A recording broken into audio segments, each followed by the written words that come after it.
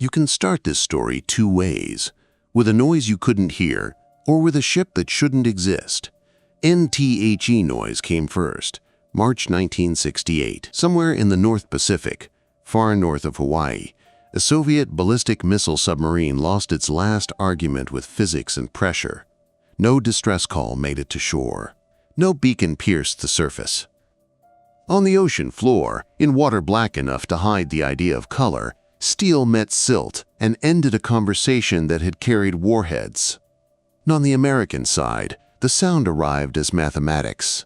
Acoustic stations strung like ears along the seafloor logged a shudder and a thud, then triangulated the way you do when you have nothing but time, patience, and a noisy planet.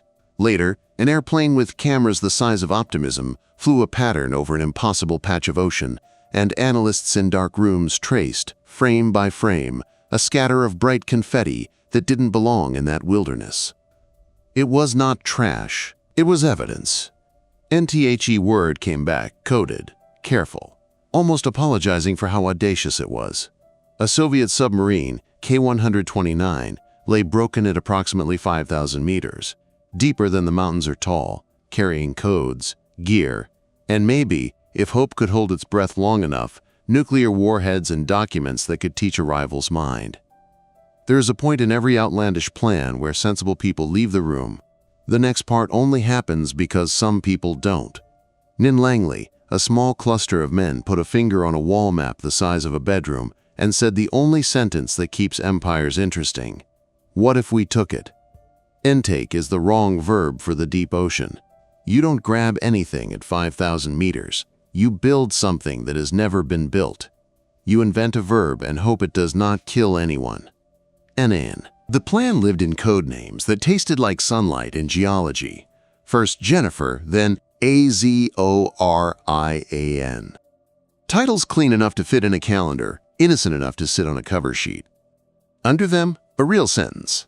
Build a ship that can lower a machine the size of a cathedral into an abyss, clasp a wrecked Soviet submarine like a hand closing around a violin, and lift it into daylight without anyone seeing what you are doing. NHOW, do you hide a theft the size of a skyscraper? You tell the truth loudly about something else. Non-paper, the Hughes Glomar Explorer was an ocean mining ship, a bold private venture to vacuum manganese nodules off the deep sea floor and finance a new age of metals. The name at the top of the stationery was Howard Hughes, a billionaire recluse whose public weirdness was a perfect decoy. If anyone wondered why a ship needed a kind of garage in its belly the size of a block of apartments, you pointed to glossy brochures about nodules and integrated processing bays and a custom-designed riser system to bring the prize up through the sea like a straw in a milkshake. The cover story was so detailed it became reality. Engineers built the mining fiction while they built the theft. NN01, who worked on the ship, called it theft. They called it recovery. Recovery is a decent word for lifting the dead. NTHE hull was laid down with ordinary steel and extraordinary intentions. At Long Beach, welders stitched reality together. From a distance, the Glomar Explorer looked like a normal, slightly awkward industrial ship, boxy in a way that made romance stay on the pier. Up close, it was a cathedral with overalls, 100,000 tons of geometry. In the center, a moon pool, a rectangular hole cut clean through the ship's body, framed in steel like a mouth. Above it, a tower, not a crane the way you understand cranes, but an altar that would bear a string of pipes the length of Pride. Because you cannot lower a single piece of anything that far. You build a pipe out of pieces, each the length of a truck, pass them down one by one, thread them together with hydraulic kisses, and send a train of metal into darkness like you're teaching gravity a new language. The riser would have to fight currents, fatigue, its own weight, and the ship's mood swings. To keep the Glomar steady, designers built a system that sensed the ocean's shrug and answered with thrusters in every key, holding station over a spot not much bigger than a bruise on a map. The ship would hover, a skyscraper pretending to be a hummingbird, NTHE hand at the other end of the pipe, needed to be not merely strong, but gentle. They designed a claw the size of a house, a capture vehicle with fingers like bridges and jaws that could swing open in slow, deliberate arcs. The name the shop floor loved was Clementine, a joke borrowed from a song about a miner and a daughter lost to a river. Even in black programs, humor survives. Clementine would go down, embrace what could be embraced of the wreck, and if the universe behaved, bring back a history that did not belong to us. None. The exact location of the wreck was a rumor disguised as coordinates. A Navy ship, one you will never tour, had sailed to the patch of ocean and sent sound down like prayers, then sketched the seafloor with pings.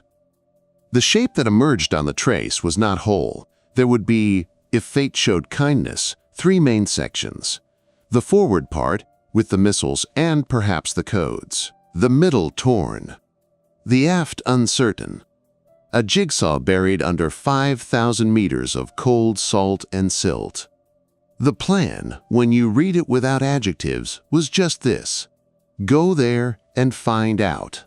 They knew the other side might be listening, so they made the cover story louder. The Glomar Explorers sponsor company, Global Marine Development, invited journalists to gawk at an industry being born. There were clean diagrams printed on heavy paper. There was a launch with handshakes and a few quotes from men who had practiced their smiles in mirrors. There were even sample nodules, round, knuckly lumps of metal that looked like fossils and felt like a promise. The ship departed harbor to applause, as if applause could affect waves.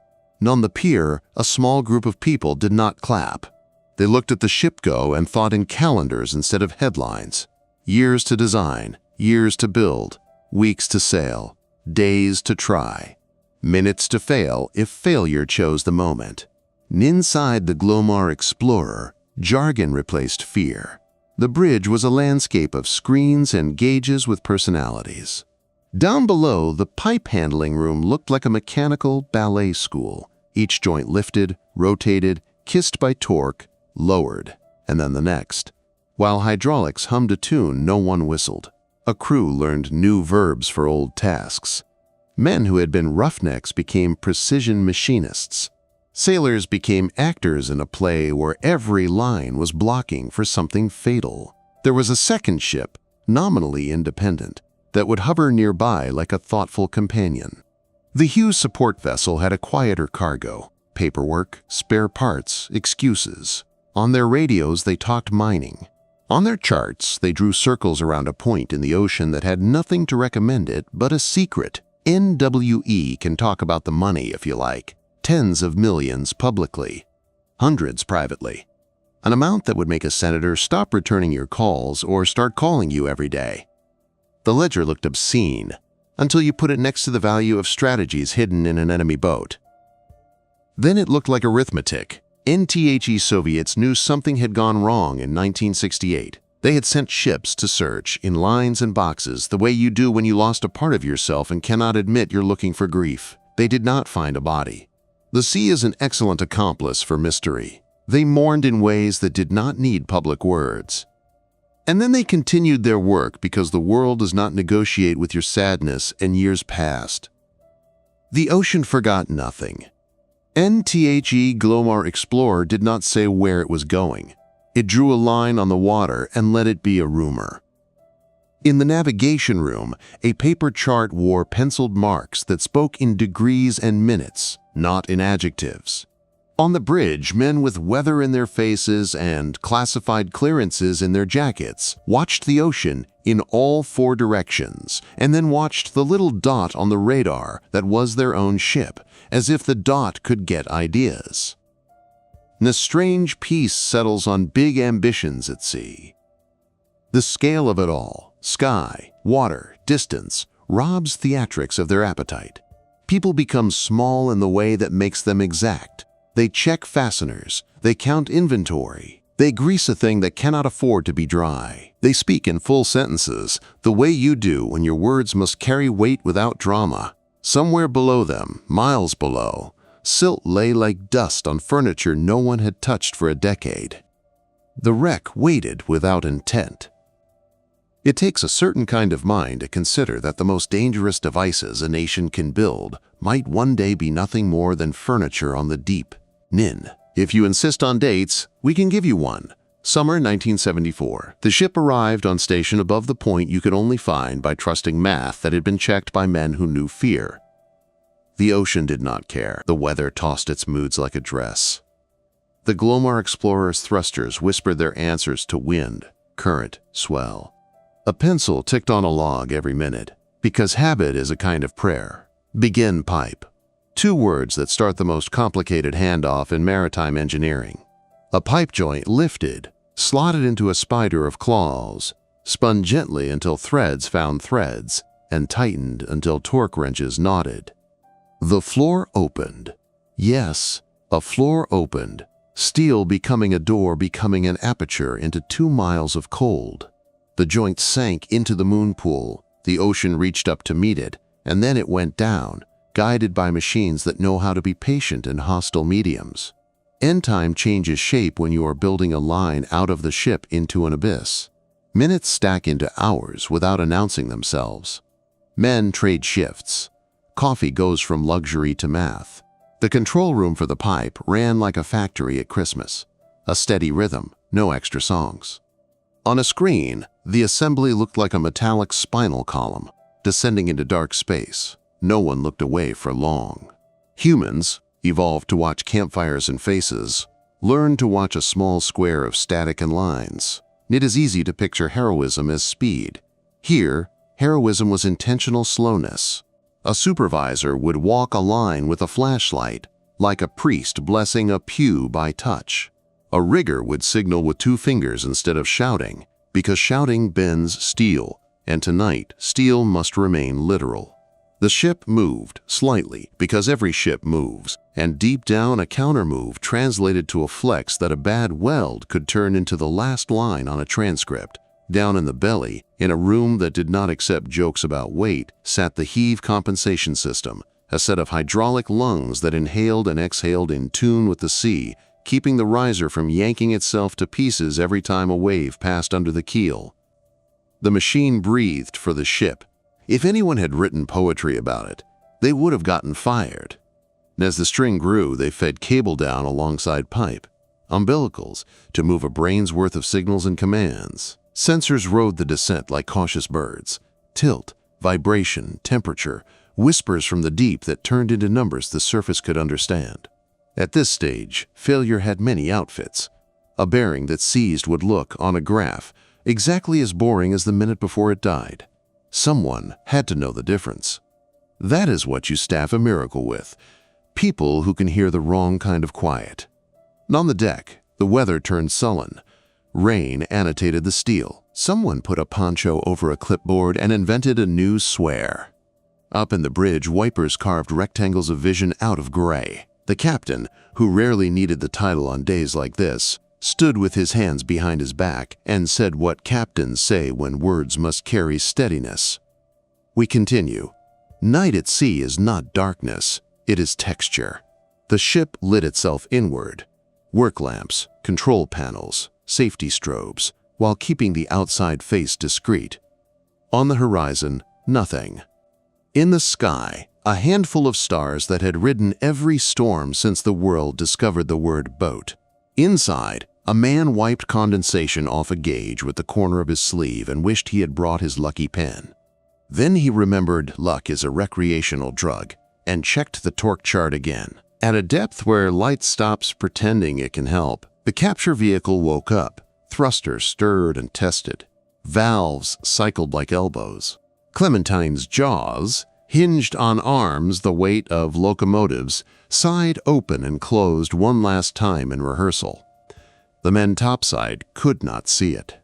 They watched traces, a green line behaving itself, a red line not misbehaving, a number that said the sea was still keeping its promises about current. NWE tell these stories now with calm nouns: vehicle, riser, module, jaw. You should know that to the crew those nouns wore names. Machines acquire pronouns when you trust them with your life. A man might pat a pressure vessel the way you absently pat a dog. A mechanic might say, "She's listening," about a sensor array, and not get corrected. It's not superstition so much as manners. NTHE plan was simple the way mountains are simple. Descend, hover over the target, reach, close, cut yourself free of the seafloor with a whisper, lift. Each step had steps inside it. Each step assumed weather. Each step assumed the ship would hold its balance like a dancer's core. Each step assumed time would not get bored and throw you a wave that hadn't been advertised in the forecast. A question hung in every room. Had the Soviets noticed? Would a fishing trawler that wasn't a fishing trawler appear on the horizon and find curiosity? Would a plane slice the sky and circle like a hawk that had forgotten it was supposed to hunt over land? If the other side appeared, the ship would become exactly what it said it was, an awkward mining experiment over an uninteresting piece of ocean. Everyone had practiced their lines. The nodules brochures waited like stage props in a drawer. NN01 visited. Not a certain hour whose exact number does not improve the story. The capture vehicle crossed the altitude where humans stop imagining they can go without tools. The pipes hummed a pitch that a musician would recognize as almost but not quite comfortable. The cables sang. The ship breathed with the heave compensation. Men drank coffee that tasted like pennies and oil. Somewhere, a Bible sat in a locker out of habit. Somewhere else, a paperback, papered with grease marks, lay face down. NTHE Deep receives you without ceremony. There is no doorway, no ribbon, no border fence, where an official stamps your passport and says, "Welcome to the abyss." What changes is the way time behaves and the patience of machines. Sensors can be deceived by cold. Steel gets honest about fatigue. Hydraulic fluid remembers that molecules vibrate less when the universe decides you should shiver. Close to the bottom, currents shift direction in a way you rarely meet near the surface. Clementine corrected, then corrected the correction, then asked for a small adjustment from the ship and received it. On a console, a man stretched his neck left, heard it pop, and decided to blame his pillow tomorrow. On another, a woman, the only woman in that room that night, and therefore, at that hour, the most composed, did the arithmetic of drift with a pencil, because she didn't trust the stylus. And contact soon. 2 words said calmly, as if announcing weather, NTHE last meters were slow to the point of comedy. Clementine's lights, gentle, not the blinding beams of arrogance, smudged the bottom into view. Silt lifted like perfume and settled resentfully. The wreck lay there with the indifference of a thing that had run out of opinions. It was not dramatic. It was broken in a way that seemed practical. The forward section was its own world. Torpedo doors, a curve of hull, the shape of a nose that once had sliced water-like purpose. You do not have to like submarines to recognize that they are beautiful in a kind of lethal way when they sleep. Nold. The ship held. Stabilize. The heave comp held. Descend 10, 5, 2, mark. Clementine opened her arms. You can imagine the rest. The jaws closing with glacial confidence. The first bite of weight transferred from seafloor to machine to riser to heave comp to ship to the shoulders of men and women who would taste copper in their mouths because their bodies interpret stress as metal. You can imagine a microfracture the size of a hair making a noise no one could hear at the time, but everyone would hear in their sleep for the rest of the year. NWE won't go there yet, and instead, we will sit, just for a moment, with the fact that this existed at all. A ship with a hole in its belly hovering over an abyss, a machine the size of ambition reaching down to pet the face of a cold war. Men and women being exquisitely, painfully ordinary while history put its elbows on their desks and breathed. NTHE cover story, meanwhile, continued its cheerful nonsense. Press releases spoke of progress in deep ocean mining. A Hughes spokesman, sound-trained to deliver intrigue and boredom at the same temperature, told a reporter that systems testing was proceeding apace and that operational learnings were being banked. The reporter nodded, typed words that meant nothing, and went to lunch feeling virtuous. If cover stories had saints, he'd have been canonized for that paragraph. Naff, on another coast, a lawyer practicing a sentence he hoped never to use, considered how one might answer a question about a ship doing something nobody is supposed to do. He drafted a line about neither confirming nor denying. He didn't know then that those words would one day become a dry joke in a dozen movies. He was just doing his job. The line waited like a tool in a drawer. Its day would come. Night gave way to gray. Gray gave way to a band of light that pretended to be warmth. The ship was exactly where it was an hour ago, give or take a meter. The ocean moved as if nothing interesting were happening above nor below. In the control room, 3 people who had been on their feet too long shared a look that meant, "Don't say it." On the riser, Steele remembered every hand that had touched it in Long Beach and decided to behave, engage. Clementine's jaws set, load coming on. Numbers rose the way mercury rises in certain thermometers, reluctant to move at first, then eager, then frightened of their own enthusiasm. A balance found itself. The riser took the weight. The ship dipped a half-inch in the water, a small, unphotographed bow to physics. There are pages of this story left where things go right and wrong in human proportions. There will be a break, and a gift, and a burial at sea, and a secret that refused to stay secret. There will be a sentence someone invented to avoid talking about all of it. There will be a flag made quietly on an ocean that does not honor flags. There will be a cover story that becomes a kind of myth. NBUT, that is later. NFOR now. Hold this. A ship that shouldn't exist did. A plan that sounded like a dare moved into ordinary time. A claw named like a folk song touched a piece of the Cold War with the steadiness of a surgeon. And above an unmarked point in the Pacific, men and women did the quiet work that keeps newspapers from learning about what kept them safe. NWE. Stop here, at the moment when the weight comes on and the ocean decides whether to allow audacity. In the next breath, we will find out what a claw can lift, what steel can endure, what secrecy can hide, and what a nation believes it owes to the dead. NFOR now. The ship breathes. The cable sings. The ocean does not care. And somewhere deep below, a broken hull remembers, briefly, what it feels like to be wanted. NTHE weight came on like a sentence finishing itself. You could feel it through the deck plates, through your boot soles, in the strange way the ship settled a fraction lower in the water, as if taking a breath and holding it. Numbers rose on dials, the way dawn rises, slow, then suddenly obvious.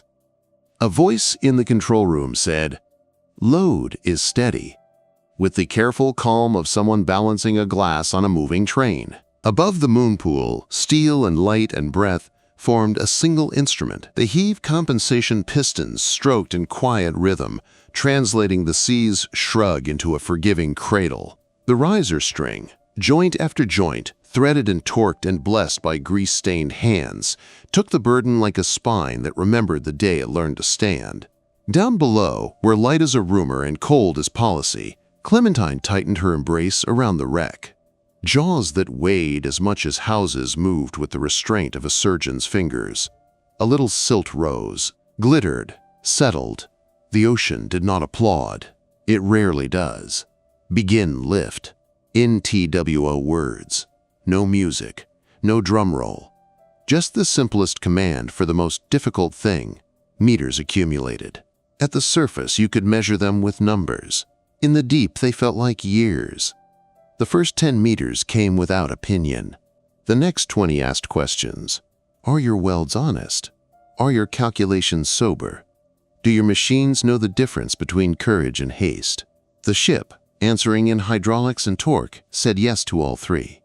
In the pipe handling room, the crews rotated through their dance. A joint arrived from the racks, swung to center, kissed the string, and added its strength to a column that by now was longer than a city is wide. The foreman watched hands, not faces. Hands tell you everything. Who is tired? Who is thinking ahead? Who is about to make the gentle, invisible correction that prevents the kind of mistake you never get to make twice? On the bridge, thrusters fought the cross-grain of wind and current, keeping the ship's shadow pinned to a point of water that looked like any other. You could stand at the rail and see nothing but the Pacific, thinking its endless thoughts. Under your feet, a secret connecting to a secret. Nowers make their own weather inside a ship. Night condensed into a discipline of lamps and gauges. Morning uncurled without ceremony, just a paler band along a horizon that refused to be interesting. In the control room, a man scratched the back of his hand and didn't notice blood until it dried. A woman marked the last hour's drift on a plot where the pencil lines looked like the tracks of a careful insect. Coffee continued its work. So did adrenaline. So did humility. NTHE lift progressed. Steady, slower than prayer but faster than doubt. Passing 3,000. The number was geography as much as it was depth. Below that line, the logic of materials changes. Above it, machines remember they were built by hands that learned on land. Passing 2,8. The words arrived and left with no personality. That was their job. N. And then the ship learned what the ocean had decided to allow. It wasn't a sound, not one you could put in a microphone and replay on shore. It was a shift in feeling, a tiny stutter in a meter, a stammer of load where the line of numbers had been smooth. A man frowned before he understood why.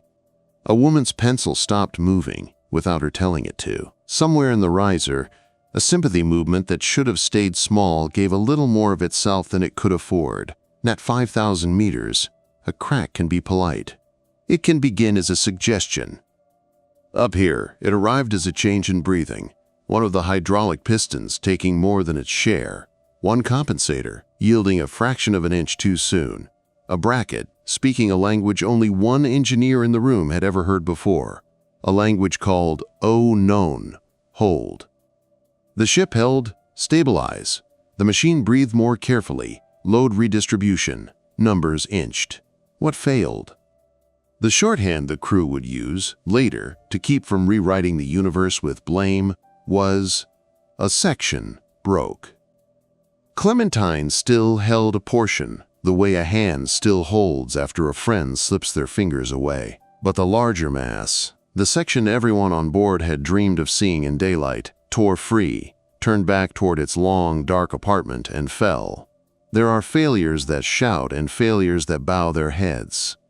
This one bowed. No splash, no poster, no newspaper headline written by physics.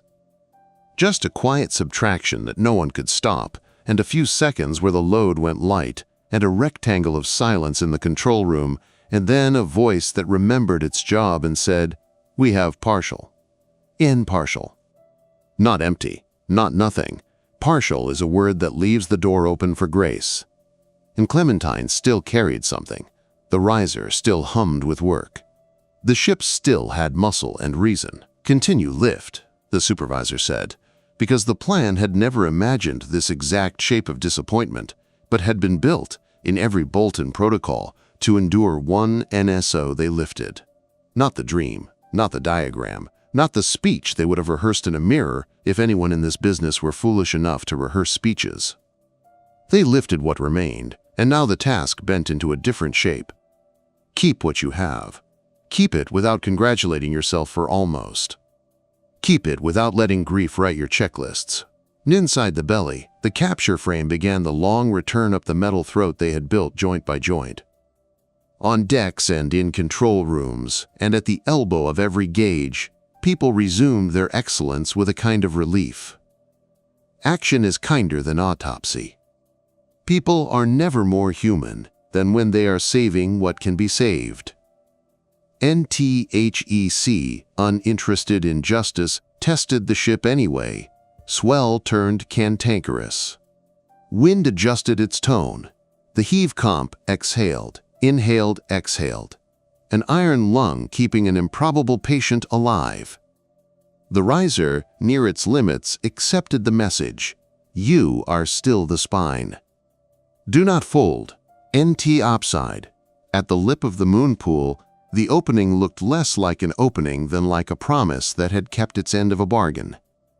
Crew lined the edges within the safety lines, not to gawk, but because this was their work. A crane operator who had waited his whole career to do something no one would ever clap for placed his hands just so on his levers. Prepare to receive. Nay, the lift slowed to inching. You could have walked beside it and not broken a sweat. The ocean fell off the capture frame in sheets and ropes, and then in a glitter like rain, embarrassed to be leaving. Steel appeared, not the smooth curve of a hull, but an anatomy of brokenness. Beams, bulkheads, torn plates that had learned the word crush. A shape that never should have seen daylight again. And yet, here it was, delivered onto a deck under a sky that felt too simple for this much history. Men and women who did not cry in front of anyone else allowed their eyes to sting in the way salt stings. Someone whispered, "Because you whisper when the dead arrive." Someone offered a hand to another person without looking, and the other person found it and held on around the wrist, because sometimes fingers are not enough. NTHE ship did not stop moving. It never does. While one team secured the frame, another team made the deck safe, another team cleared the way for the next sequence, and a quiet, respectful swarm set about the sober business of cataloging, examining, and taking custody of what the ocean had permitted. What was there? Enough to matter, enough to justify the audacity, enough to frighten responsibility. Parts of the forward section.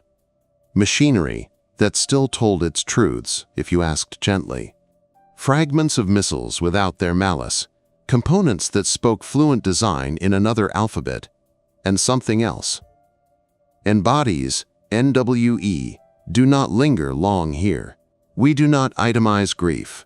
We say only this: the men recovered were not abstractions. They once had quarrels about socks and letters folded in jacket pockets and jokes that only make sense at sea. They had been missing a long time. Now they were found. NTHE ship did what ships do when they understand the weight of what they hold. A ceremony was arranged without a poster, without a speechwriter. Sailors built a bier with their hands. A flag, red with a hammer and a sickle that these hands had never saluted, was sewn at sea from fabric brought aboard for exactly this purpose. It was laid with the care you must give to things you were raised to call enemy. A chaplain found words that did not betray anyone. Men stood at attention not for politics, but for the dead. Prayers were spoken. A hymn in a language most on board could not understand was played through a portable speaker that had previously known only weather forecasts and tired humor. The bodies were committed to the deep with honors, the way sailors have done for as long as the sea has been a place where people work and die. The ocean accepted them without comment. Somewhere, a man on deck cried without sound and felt lighter. Somewhere else, a woman said, "Thank you" to no one, and meant it to everyone who had made this small rightness possible. There are stories that end here. This one does not. NTHE, Glomar Explorer, with her cargo of fragments and secrets, turned from the station where mathematics had drawn an X and began the long return across water that, to any other ship on any other day, would have been just water. The cover story sailed beside her, cheerful as ever. Manganese nodules. Private industrial research. Hughes. Eccentric and absent. If anyone asked, and most did not, the ship had learned a great deal about mining. Everyone smiled in the polite, empty way you smile when you're carrying truth you can't show. None. In Washington and beyond, the recovery's intelligence harvest was parsed by people who were paid to notice what the rest of us miss. Some of what came up was useful in the clean, immediate way gear can be useful. Metallurgy, design philosophy, a window into how a rival solved engineering problems when corners had to be brave. Some of it was useful in the slow way that helps doctrine rather than headlines. And some of it, the parts we only learned about years later, never made a splash, but altered the shape of confidence in rooms where confidence is a commodity. NTHE plan had imagined a second attempt. The logic is brutal and simple. If you have built a ship that can reach to the deep and return with something, And if you believe the best something slipped your grasp, you go again. The Atlantic manages patience with secrecy differently than the Pacific. So do newspapers. You can tell this part through a leak. In 1975, Curiosity found a microphone. Reporters asked questions that could not be answered neatly. A phrase, drafted by a lawyer who had practiced being dull like an art, found its moment. We can neither confirm nor deny. It was a sentence built like a fence. People laughed at it, and then they adopted it, and then it became the kind of phrase you put on coffee mugs without remembering it was forged in a very specific anxiety. The Glomar response, they called it, after the ship that had made it necessary. NTHE Soviets watched the water with different eyes after that. A trawler that wasn't a trawler showed up where maps whisper. A second attempt became a calendar item that never received a date. The ship's strange career bent back toward commerce, first pretending again to be what it had pretended to be in the beginning, an honest experiment in mining, and later becoming a blank hull with a history that lived more in whispers than in registries. Engineers went home. Some put their hands on smaller projects and found them too light. Some retired, carrying a story they could not tell, that nevertheless flavored every holiday dinner when they looked at their hands and remembered steel being a little too warm. Some had nightmares soft as fabric, a gauge that never quite stopped falling, a graph that kinked and never healed. Politicians went back to votes and hearings. Spies went back to their alphabet. A flag that had never been saluted by the hands that stitched it went back into a drawer, folded into the kind of triangle you use when you need to believe geometry can stand in for justice. Years later, when relations were colder and then warmer and then something else, the film of the burial at sea was offered to the families of the dead. In that gesture, quiet, imperfect, necessary, you can see the outline of the whole operation. Audacity carrying a small candle for respect. And the ship? Her life acquired epilogues. She worked and drifted, and one day ceased to be the thing her builders had intended. Steel is honest about age, in a way people are not. The name would survive as a kind of punctuation in law and journalism. The hull would not. What remains? A map with an X that will never be printed. A phrase that protects secrets without making a hero out of silence. A story that sailors tell each other in bars, in sentences that have no proper nouns but are heavy with pride. A file in a cabinet that had to be built sturdier than the other cabinets. A set of grainy photos, black and white, of gray steel under gray sky against gray water. The kind of photos historians love because they prove so little and suggest so much. And one more thing. A shape in your mind of a ship that shouldn't exist, hovering over a point in the Pacific that looks like nothing, lowering a machine named after a song, picking up a piece of a dead machine that once picked up the end of the world, lifting it very slowly, losing part of it, keeping part of it, and burying men it was supposed to fear with a flag it was supposed to despise. NTHAT shape matters because it is the geometry of the Cold War at its most revealing. Not missiles inflating their chests on parade, not leaders at podiums growing praise out of adjectives, not schoolchildren ducking under desks as if wood could stop heat. Instead, clocks, checklists, hydraulic pistons, faces that have learned how to be calm, a plot on a chart, a sigh when a load goes light, hands that know what to do when partial is the only word you're allowed to use for loss. NIF, you want an ending. Take this one. NWE began with a noise you couldn't hear and a ship that shouldn't exist. We end with a sentence that outlived the mission, neither confirm nor deny, and a small ceremony on a big ocean that did not make the papers that day, but made the world a little tidier at the edges. NTHE Ocean kept most of its secrets. It always will. It returned a few it didn't need, to people who used them to become a little smarter and a little sadder. A claw that once held a broken submarine sits now as scrap in places where scrap sits. The men and women who built it have stories they don't tell in full, because most of the good ones can't be told in full. The people who were buried at sea were held with honors by those they never met. Under a flag its holders were trained to resist, and that too is the Cold War. Ordinary human decency threading a line through extraordinary distrust. NFOR now. The ship that breathed has fallen silent. The cable that sang has been unstrung. The ocean that did not care still does not care. Somewhere deep below, a broken hull that was briefly wanted remembers nothing. Steel does not keep journals, but the people who reached for it do. And that memory, quiet, partial, heavy, is what remains when audacity meets water and time and comes home with less than it hoped for and more than it expected. NTHE last image is not dramatic. It is a deckhand hosing salt off a steel plate while the sun burns out of clouds. It is a woman closing a logbook and placing her pencil on top with the same care you use to set a cup down beside a sleeping child. It is a captain touching the rail with the back of his hand, the way you touch a door jamb on the day you finally leave a house. NTHE's ship that stole a submarine did not steal victory from anyone. It borrowed understanding from an abyss and paid it back in respect.